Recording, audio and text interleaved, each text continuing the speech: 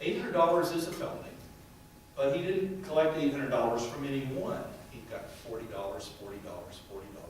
You see, misdemeanor, misdemeanor, misdemeanor. You can only go before a judge with. You can't add up like all those misdemeanors. The judge won't hear it. So basically, what we ended up doing was we couldn't extradite him, but we sure served notice on him that if he ever came to the state of Kentucky again, we would arrest his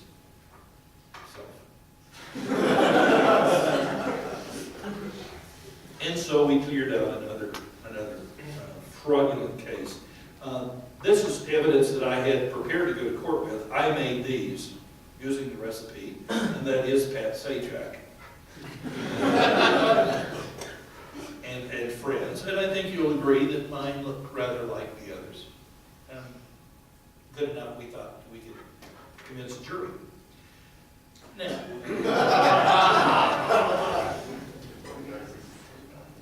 this face, and I don't know what you would like to do to that face, but John Edward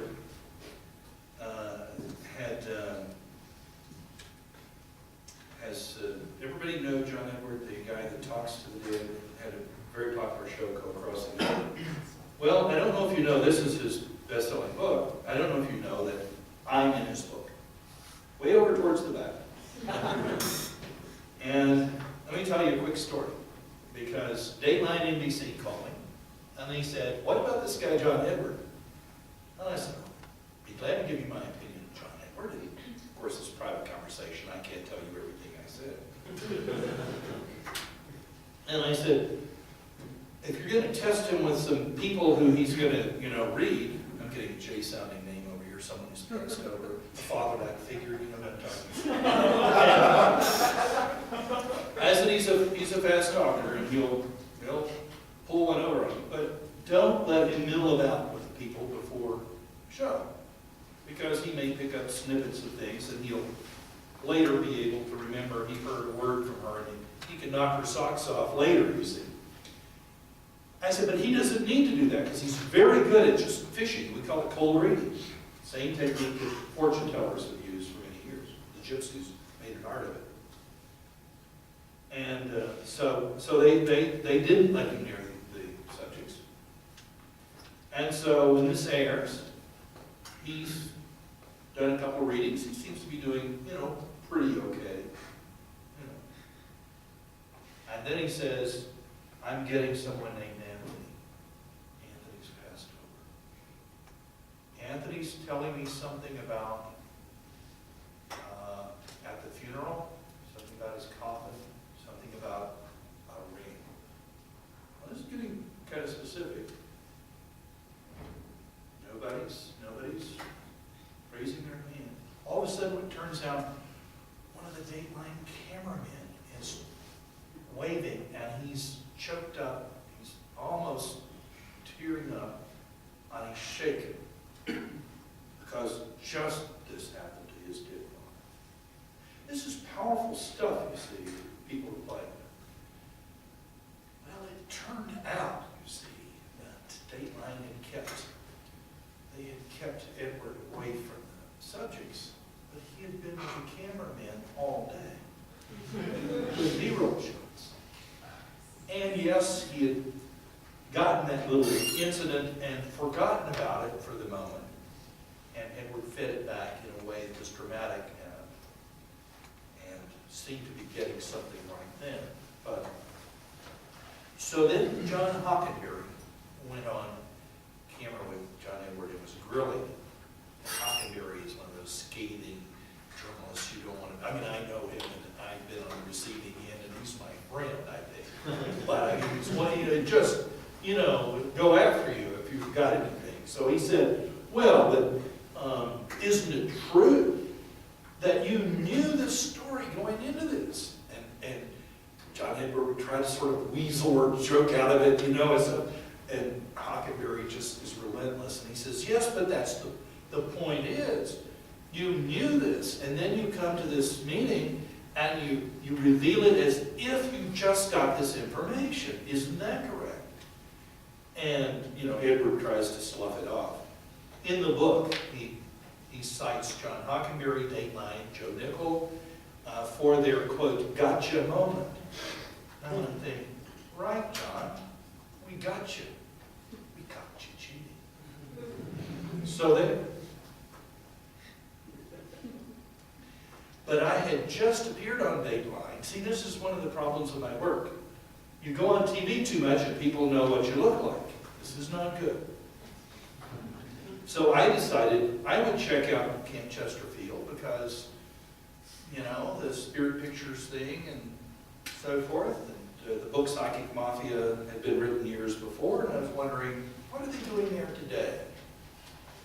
Well, they were doing a lot. So I went there, but I decided I better do a makeover, so I shaved off my mustache. I put on some gauche glasses and suspenders and so forth, and adopted the name Jim Collins. And Jim limped painfully into Camp Chesterfield and stayed there a few days, nervous that at any given time he was going to be found out. And one of the incidents, Jim would tell everybody there who would listen about his dead mother and how guilt-ridden he was because he didn't handle things right and he hadn't told his mother he loved her at the end, and he was just guilt-ridden over this and so forth, and spread the word around. And so one day, there's a spiritualist event in one of the churches on the grounds of Camp Chesterfield. And you're given a piece of paper like this. Please address your billet. This is called billet reading. Please address your billet to one or more loved ones in spirit, giving first and last names. That's one or more questions and sign your full name. I made off with this one, but Jim wasn't the brightest guy, you know. He had to go back up and say, I forgot to get one of those papers. And by the way, how was it you wanted me to fold that again? And the nice lady said, well, you just fold it just in half. If you fold it any other way, they won't read it. Now remember, I was a magician. So that little career there as a mentalist is part of that. So I know billet reading. I know, many different ways to do billet reading. And here's why they want them all to look alike. If you fold yours in a triangle, and you fold yours in quarters, and you pleat yours, and you do some other way, when it's drawn out, you may have some reasonable expectation of knowing that could be yours. They don't want you to know that. They want to be able to pick out anyone who looks like any other. You will know it's yours, and I'll prove it to you in a moment. And now, since they're only folded in half, it's very easy with my left hand hidden from sight to take my thumb and just flip it open. If you've pleated it, you see, I'll have to take both hands and do a lot of stuff. This is not good. So we want them all just folded in half. Everybody got it? So now I take one out of the basket, hold it up, and I say, I'm getting so-and-so. And people are weeping, very emotional, getting messages from their loved ones. This is powerful stuff when you're doing this. Houdini knew this. He considered it sacred territory and not to be done. And it ticked him off when he got messages from his dead mother that were funny.